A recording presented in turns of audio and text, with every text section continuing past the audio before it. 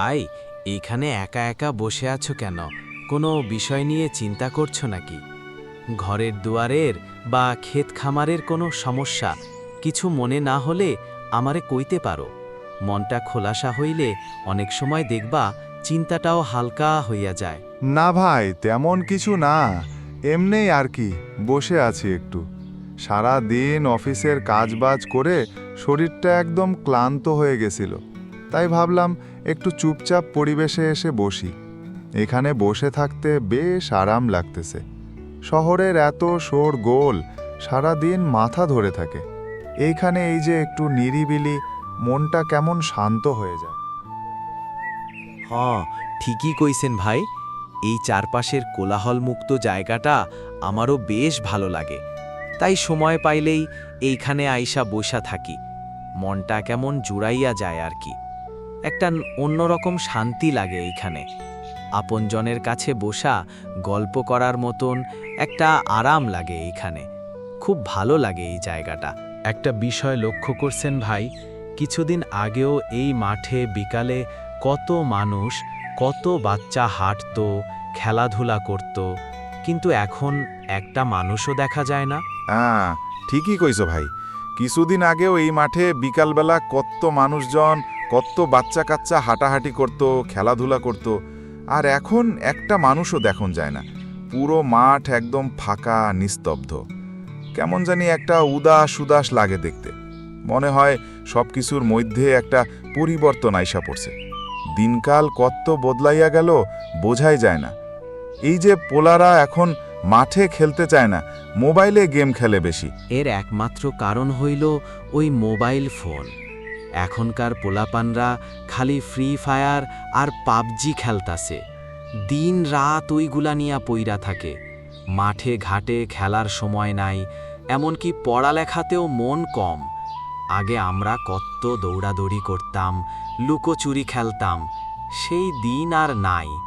এই ডিজিটাল জমানায় পোলাপান সব ঘরের কোনায় বন্দী হইয়া যাইতাছে। ভাবলেও কষ্ট লাগে। পোলাপান মানুষ একটু খেলাধুলা না করলে শরীর মন ভালো থাকে কেমনে? ভবিষ্যৎ নিয়েও চিন্তা হয়। আসার সময় দেখলাম একটা ছোট বাচ্চা ২-৩ বছরের, সে খালি কান্না করতেছিল।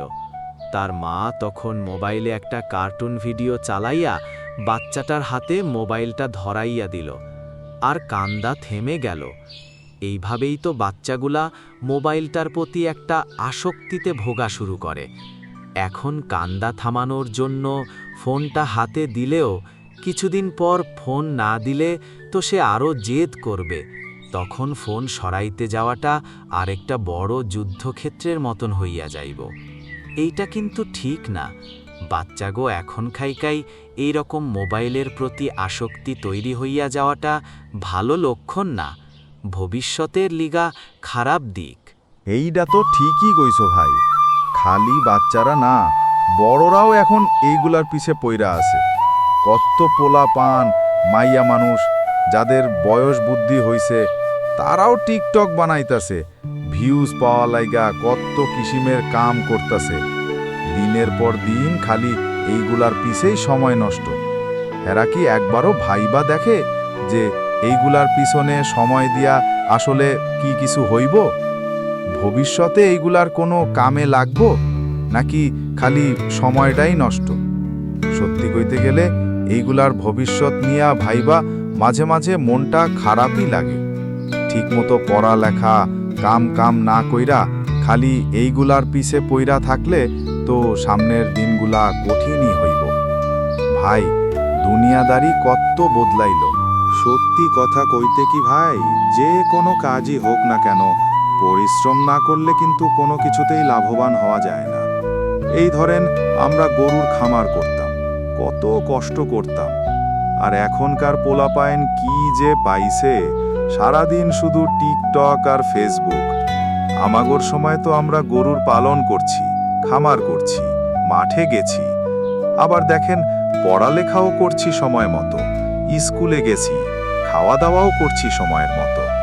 সারাদিন কামলা দিতাম, তার ভিতরেও শান্তি ছিল ভাই। মন ভইরা কাজ করতাম, ফসল ফলাইতাম, সেই আনন্দই আলাদা ছিল।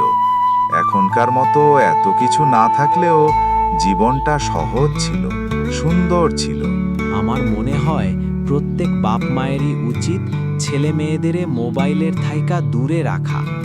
দরকার পড়লে নিজেরাও কিছুক্ষণের জন্য মোবাইল চালানো বন্ধ কইরা দিক, নাইলে পোলাপান এইটার প্রতি এমনভাবে নির্ভরশীল হইয়া যাইব যে পরে আর সামলানোই যাইব না। এখনকার বাচ্চাগোরে সামলানো কঠিন, আর এই মোবাইলের যুগে তো আরও বেশি। একটু যত্ন আর ভালোবাসা দিয়া আর নিজেদের ভালো ব্যবহার দেখাইয়া এইগুলারে ঠিক রাস্তায় রাখা সম্ভব। বিশ্বাস করেন, আপনার বাচ্চার ভালোটা আপনার চাইতেই বেশি কেউ বুঝব না। এতক্ষণ ধৈর্য ধরে ভিডিওটি দেখার জন্য অসংখ্য ধন্যবাদ। আর নতুন নতুন ভিডিও পাওয়ার জন্য চ্যানেলটি সাবস্ক্রাইব করে রাখুন, যাতে পরবর্তী ভিডিও আপলোড হওয়ার সাথে সাথে আপনার কাছে পৌঁছে যায়।